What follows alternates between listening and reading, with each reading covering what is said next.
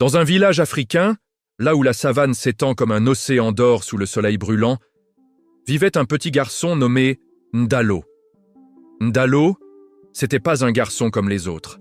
Il avait l'énergie, une étincelle qui jaillit du feu et le courage un lionceau qui explore son territoire pour la première fois. Son terrain de jeu préféré? Le grand baobab, cet arbre majestueux qui semblait veiller sur le village depuis des siècles. Chaque matin, Ndalo adorait sentir le sol sous ses pieds nus, pendant que il courait autour du tronc immense, saluant les oiseaux qui nichaient dans ses branches et les lézards qui se prélassaient sur son écorce.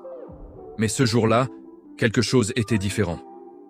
Alors que le soleil commençait à peine à grimper dans le ciel bleu, une vibration étrange parcourut l'air. Boum! Boum! Boum! Un son lent, profond, presque solennel. Un rythme qui semblait venir des entrailles de la terre. Un battement de cœur mystérieux résonnant à travers la savane. Ce n'était ni le chant des oiseaux, ni le rugissement lointain d'un lion, ni le bruit familier du pilon dans le mortier. C'était autre chose, quelque chose d'inconnu et un peu inquiétant. Alertés par ce son bizarre, les villageois commencèrent à sortir de leurs cases en terre cuite, leurs visages trahissant leur curiosité. Une tisserande, les doigts figés sur son métier à tisser, fut la première à briser le silence. Qu'est-ce que ce bruit? On dirait un tambour géant. Un chasseur, arc à la main, scruta l'horizon. Oui, mais personne ne joue. Nos tambours sont silencieux. Il vient de la savane, porté par le vent. Une tension palpable s'installa. Les anciens se regardèrent, leurs fronts plissés par l'inquiétude. Les légendes parlaient d'esprits de la savane, qui communiquaient parfois par des sons étranges, annonçant des présages bons ou mauvais. Pendant que les adultes murmuraient entre eux, partagés entre peur et curiosité, Ndalo, lui, ne ressentait qu'une seule chose, une excitation pure. Ses yeux brillaient comme 2 étoiles dans la nuit. Pour lui, ce mystère n'était pas une menace, mais une aventure qui l'appelait. Sans hésitation, il avança au milieu du groupe et déclara une voix claire et déterminée. « Je vais aller voir! Je vais découvrir d'où vient ce son !» Sa mère tenta de le retenir, un cri d'alarme sur le bout des lèvres. « Ndalo, attends! C'est trop dangereux !» Mais c'était trop tard. Agile comme un oiseau qui prend son envol pour la première fois, le petit garçon s'était déjà élancé. Il plongea dans les herbes hautes, presque aussi grandes que lui, et disparut de leur vue en un clin d'œil. Les villageois restèrent immobiles, le souffle coupé, tandis que la silhouette de Ndalo devenait un simple point mouvant au loin, guidé uniquement par le rythme obsédant qui continuait de gronder. Ndalo courait, le cœur battant la chamade, non pas de peur mais d'anticipation. Le son était son guide, sa boussole. Boum, boum, boum. Plus il avançait, plus le son devenait fort, plus la vibration semblait intense. Le vent, qui soufflait doucement ce matin-là, semblait lui chuchoter à l'oreille, le poussant à continuer. Il traversa des plaines où les zèbres broutaient paisiblement, contourna un point d'eau où les girafes s'abreuvaient avec élégance. Mais le son ne venait d'aucun d'eux. Il venait de plus loin, d'un endroit caché. Finalement, après une course qui lui parut durer une éternité, il arriva dans une petite clairière isolée. Et là, il le vit. Un vieux tambour de cérémonie, magnifique mais usé par le temps, était renversé sur le côté, à moitié caché par les herbes folles. Son ouverture était tournée face au vent. Chaque fois qu'une rafale s'engouffrait à l'intérieur, la peau tendue vibrait, produisant ce son grave et profond qui avait intrigué tout le village. Ndalo sourit, fier d'avoir résolu une partie de l'énigme. Le tambour du vent, comme il le nomma dans sa tête, n'était pas magique, mais alors qu'il s'approchait pour l'examiner de plus près, il remarqua autre chose. Un léger mouvement sur le côté. Il s'avança prudemment, et ce qu'il découvrit lui serra le cœur. Juste à côté du tambour, une petite antilope, à peine plus grande qu'un chevreau, était prisonnière. Une grosse racine noueuse, déterrée par une tempête passée, était tombée sur sa patte arrière, la coinçant au sol. La pauvre bête ne pouvait plus bouger. Ses grands yeux noirs, bordés de longs cils, tremblaient de peur et de douleur.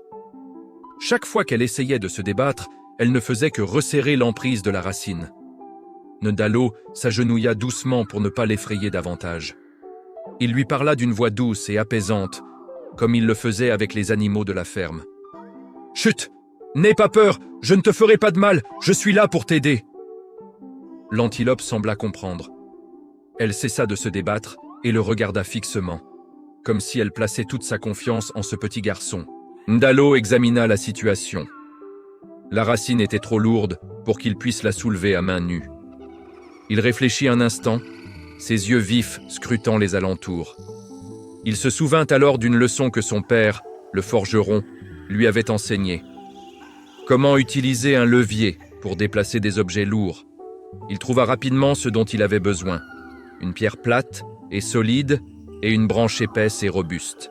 Avec une dextérité surprenante pour son âge, il cala la branche sous la racine et utilisa la pierre comme point d'appui. Puis, il rassembla toutes ses forces. Ses petits muscles se tendirent, son visage se crispa sous l'effort. Il poussa, encore et encore, de tout son poids. Lentement, millimètre par millimètre, la lourde racine commença à se soulever. Soudain, avec un dernier grognement d'effort, il parvint à la soulever juste assez. L'antilope, sentant sa chance, retira sa patte d'un coup sec. Libérée, elle bondit sur ses 3 autres pattes, fit quelques pas hésitants, puis se retourna vers Ndalo. Elle semblait légère comme une plume retrouvée, son corps vibrant de soulagement. Elle inclina légèrement la tête, comme pour le remercier, avant de s'élancer dans la savane, retrouvant sa grâce et sa vitesse. Au même instant, comme par magie, le vent tomba complètement. Le silence se fit. Le tambour se tut. Le mystère du tambour du vent s'était évanoui avec la peur de la petite antilope. C'est à ce moment-là que les villageois, menés par le chasseur et la mère de Ndalo, arrivèrent enfin dans la clairière, essoufflés et inquiets. Ils s'attendaient à trouver un esprit, un danger, ou pire, Ndalo blessé. À la place, ils découvrirent le petit garçon, debout, seul au milieu de la clairière, le visage couvert de poussière mais rayonnant de fierté. Le vieux tambour reposait silencieusement à ses pieds. La matriarche du village, une femme sage respectée de tous, s'approcha. Elle posa une main affectueuse sur l'épaule de Ndalo. « Ndalo, tu as calmé le tambour du vent, mais plus important encore, tu as sauvé une vie. Nous avons tout vu. » Le petit garçon leva les yeux vers elle, un grand sourire illuminant son visage.